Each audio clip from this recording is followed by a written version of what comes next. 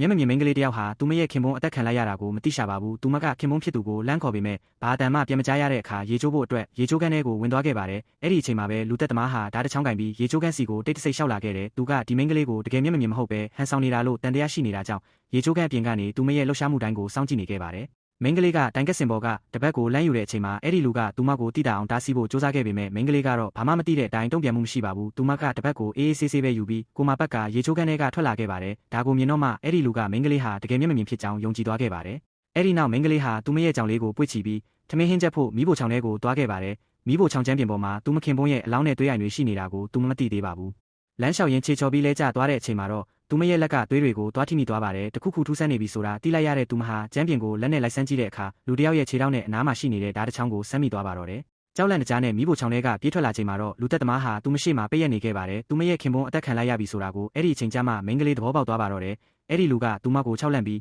အမှန်တိုင်းပြောလာအောင်အိမ်ထဲကပစ္စည်းတွေကိုရိုက်ခွဲပြခဲ့ပါတယ်မိန်းကလေးကတော့အိတ်ခမ်းထဲကိုအမြန်ပြေးဝင်ပြီးတကားပိတ်လိုက်ကကွန်ပျူတာကနေတဆင့်တစုံတယောက်စီကိုအကူအညီတောင်းဖို့အီးမေးလ်ရေးဖို့စူးစမ်းခဲ့ပါတယ်ဒါပေမဲ့အဲ့ဒီလူကပြတင်းပေါက်ကိုရိုက်ခွဲပြီးအခန်းထဲကိုဝင်လာကသူမကိုကုတင်မှာချီနှောင်ပြီးဓာတ်နဲ့ချင်းချောက်ခဲ့ပါတယ်သူမရဲ့ခြေထောက်မှာပေးနေတဲ့သွေးတွေကိုလည်းတုပ်ပေးနေခဲ့ပါတယ်အဲ့ဒီအချိန်မှာပဲသူမရဲ့ဖုန်းစီကိုဖုန်းတကိုဝင်လာတာကြောင့်အဲ့ဒီလူကဖုန်းကင်ဖို့အတွက်သူမရဲ့လက်တစ်ဖက်ကိုဖြေပေးလိုက်ပါတယ်အခွင့်အရေးကိုစောင့်နေတဲ့မိန်းကလေးကအနားမှာရှိတဲ့ကင်မရာတစ်လုံးကိုခိုးယူပြီးဝတ်ထားလိုက်ပါတယ်အဲ့ဒီလူကသူမရဲ့ခင်ပွန်းငွေတွေဘယ်မှာဝတ်ထားတယ်လဲဆိုတာကိုမင်းမြတ်နေတော့မှပဲမိန်းကလေးကကင်မရာနဲ့သူ့ကိုပြန်ထုပြီးထွက်ပြေးခဲ့ပါတယ်လေကားကနေဆင်းရမှာထက်မြင်မြန်လို့အောင်လေကားအတိုင်းလိမ့်ဆင်းပြီးအိမ်ပြင်ကိုပြေးထွက်သွားခဲ့ပါတယ်လမ်းပေါ်ရောက်တဲ့အခါသူမကဘသူရှိလဲကူညီကြပါဦးတယောက်ကကျမကိုတတ်တော့မယ်လို့အော်ဟစ်အကူအညီတောင်းခဲ့ပါတယ်လူတစ်ယောက်ကသူမကိုကူညီဖို့ရောက်လာခဲ့ပေမဲ့စိတ်မကောင်းစရာကအဲ့ဒီလူဟာလည်းလူသက်သမားနဲ့တဖွဲ့တည်းဖြစ်နေတာပါသူတို့နှစ်ယောက်ပေါင်းပြီးမိန်းကလေးကိုအိမ်ထဲပြန်ခေါ်လာကပိုက်ဆံတွေဘယ်မှာလဲဆိုတာထပ်မေးကြပါတယ်မိန်းကလေးကဘာမှမသိဘူးလို့ညင်းဆိုနေချိန်မှာပဲသူတို့တဲကတယောက်ကနယံဘော်ကပန်းချီကားကိုတတိထားမိသွားပါတယ်တန်တရားနဲ့ပန်းချီကားကိုဖယ်ကြည့်လိုက်တဲ့အခါမှာတော့အဲ့ဒီနောက်ွယ်မှာဝတ်ထားတဲ့ငွေမြောက်များကိုတွေ့လိုက်ရပါတော့တယ်